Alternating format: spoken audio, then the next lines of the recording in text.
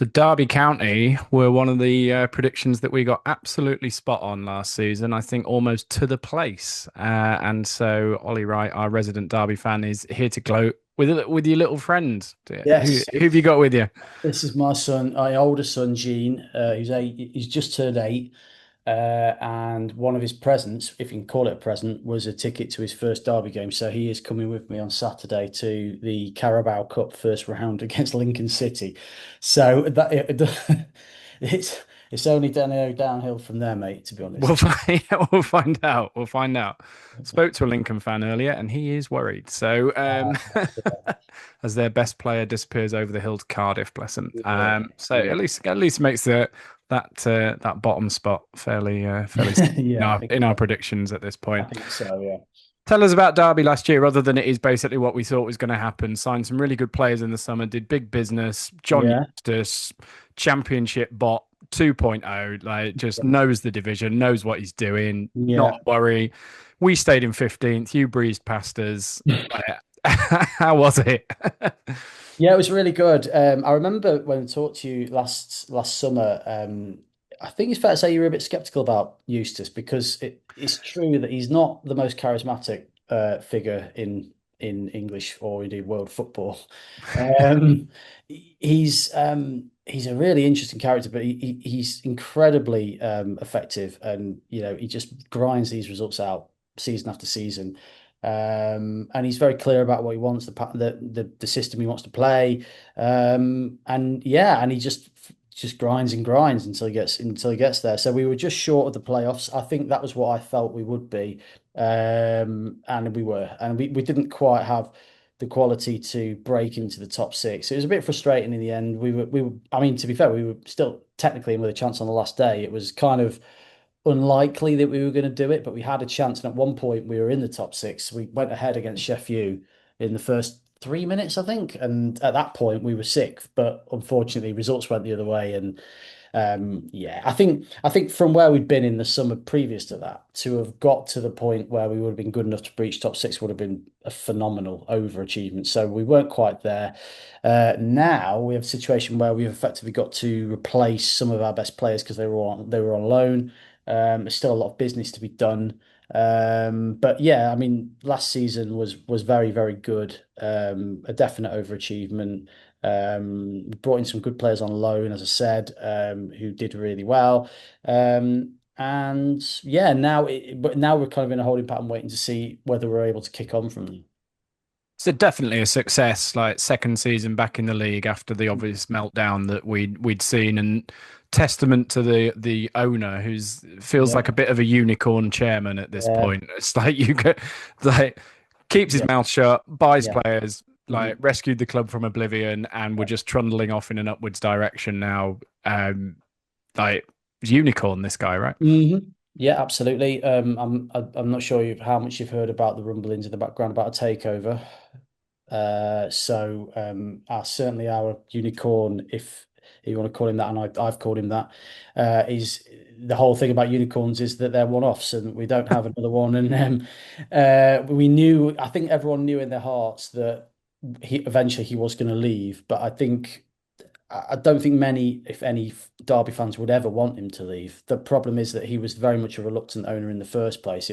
Which that's the thing, isn't it, with football owners? You tend to find that the ones who want to do it are probably the least suitable to do it. Yeah.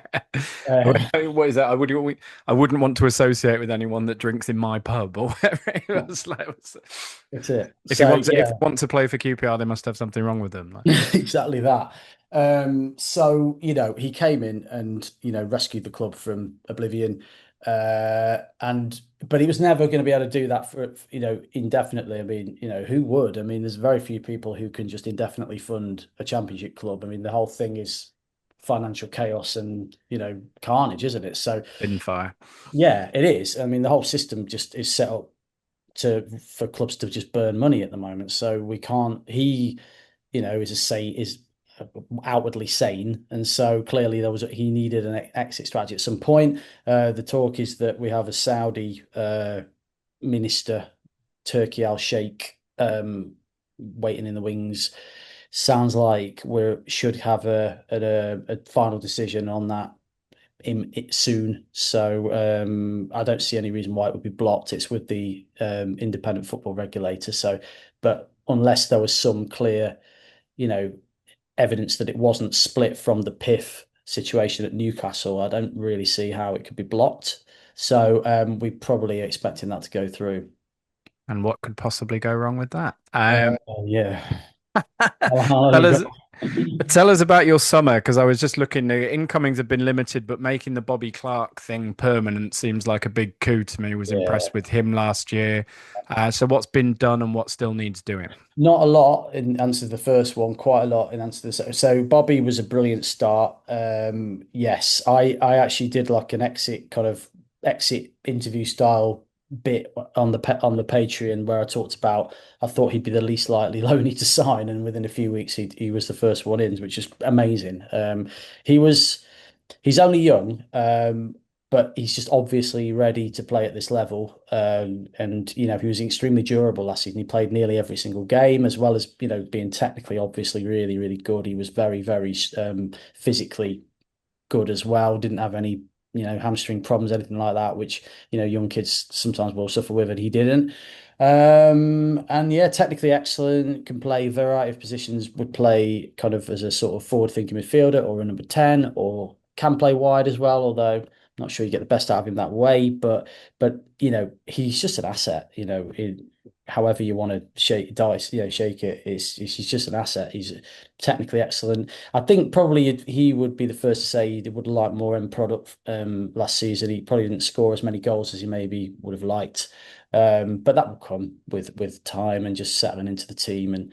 And he did play a lot of games in a deeper role because we were short in midfield, and he filled it in. And Eustace himself kind of praised him for that because he said he was effectively learning a new role, a number 6 kind of role, which maybe isn't as natural to him as just getting forward, getting into the box and making things happen. So brilliant signing.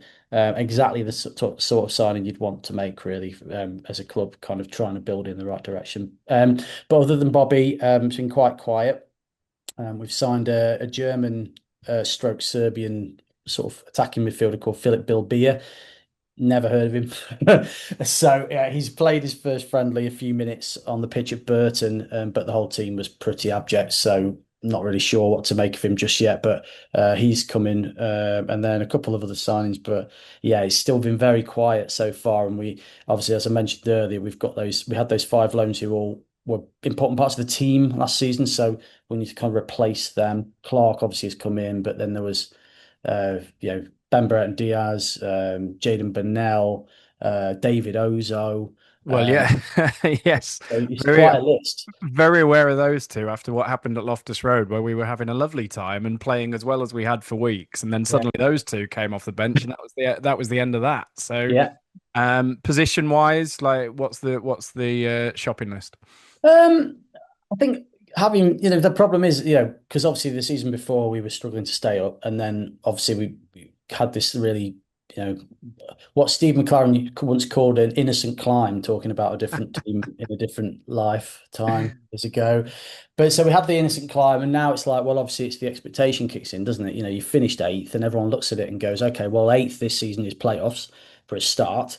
So we've got to match that, and then we'll be in with a chance, an outside chance. But if we can improve a little bit, and then obviously Stubborn get a bit greedy and wants to finish top 6. So I still think roundabout. I mean, based on the fact we've still got so much work to do, I can't predict us finishing higher than 8th because we've still got to see a lot of signings come in. We've only made 4, and obviously lost quite a few players in the summer in terms of like people leaving on end of the contract and loans. So a lot of work to do. So I can't at this moment in time sit here and say we're going to crack top 6 because we've got to see it. We need wide players.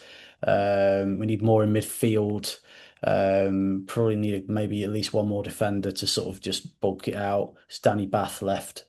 Yeah, so there's just so much more to be done. You can tell Eustace did an interview actually after the Burton game on the weekend and was clearly quite grumpy about lack of progress. So I think he's getting a bit impatient, shall we say, even though there are a few weeks of the window left. And I think that's just part and parcel of the way that the window works, really. Exactly. The fact that your season kicks in and you've still got everybody still kind of waiting to see what the Premier League teams are going to do with their, younger players and stuff. And obviously, the World Cup happening will have kicked back everyone's plans a little bit, especially with play. So yeah, so I think it's just TBC really exactly how good this team is going to be.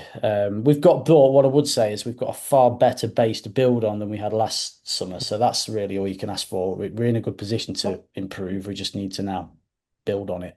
Yeah, our team last year looked very different in the first week of September from the first week of August. Yes, Slightly awkward up front as well, right? I was just looking through the team that played us in April. Smodix was on loan, has gone back. Brereton, although I have seen Smodix linked, I think. Spanish has signed actually. Sorry, I should Oh, have has he mentioned. signed? Okay. Yeah, he So joined us. Brereton was on loan and gone back, but it's made slightly more awkward by Agimang, who you've invested a lot of money in, Yeah. is injured for time. Like when will we see him again? His Achilles issue, it's just a freak one where he jumped and Yeah. landed. Yeah, so Christmas hopefully, but Eustace has a habit of being optimistic in the extreme. So about when people are going to be back.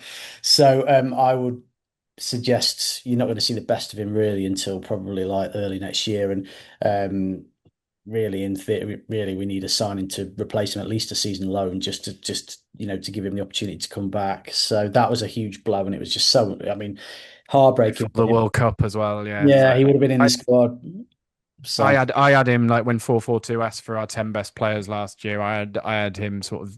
I think I put him 10th just because yeah, for a first season, I just thought yeah, like I was very impressed with him. So yeah, that yeah, is yeah. a shame.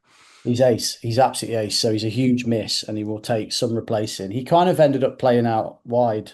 So Morris played through the middle, and at first he sort of tried to play Morris behind Adjumang, and that just didn't work. So in the end, Adjumang ended up kind of floating off the wing. But arriving at the back post against the fullback is a problem. So yeah, he was brilliant. He's fantastic to watch. Nearest things to we'd had to like another Paolo one chop, to be honest, just in the unpredictability and the physicality, and yeah, so he's a huge miss. Really hope he'll be back, before the end of the season. But yeah, we certainly need to replace him somehow, which is not going to be easy. My second Paolo one chop conversation today, Oh wow. which would not have been on my bingo card at 8 o'clock this morning.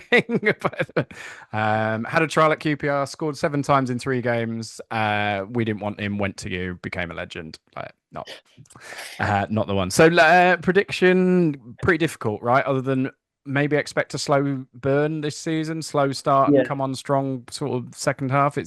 You're going to be difficult yeah. to place on this predicted league table, I think. Yeah, I think so. I mean, and then there is always the wild card of the potential takeover as well, where things could be completely thrown up in the air by a different approach, shall we say. So I would say at the moment, I think probably hedge my bets and say roughly the same as last year, to be honest, eighth. Again, I hope we can finish top eight now as it is and have a crack at the playoffs. But yeah, like I said, I'd probably about the same, but Eustace obviously will be open. A, he stays in a job, and B, he can get the players that he needs to kick on that little bit more.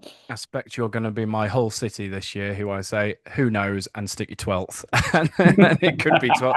And then the most I can be wrong is 12 in any Yeah, direction. that's So, very fair. well, good luck with it, Ollie, and look forward to Cheers. speaking to you when we play Derby later this season. Wish you the best of luck with it. I know QPR and Derby have this sort of funny backwards and forwards. Yeah, I think we've managed to get all the way through without mentioning Bobby Zamora, or we hadn't yeah. until I did it then. Well, this guy here wasn't born when that happened, which is he's completely Kind of depressing. oblivious oblivious to it all. So I'll have to play him that. I don't, then again, I don't really want to, so I'm No, I wouldn't not going don't to. make him suffer it. Okay, well, yeah, fantastic to see you again, mate. Look forward to speaking during the season. Very best of luck with it. And I am actually sold on John Eustace now. I don't know what he's got, but Yeah, it works at this level. Warlock. So whatever happens, I'm sure Derby will do pretty well this year. And we will chat to Ollie when we face them home and away later on this season. But for now, thank you for your time, mate. Cheers.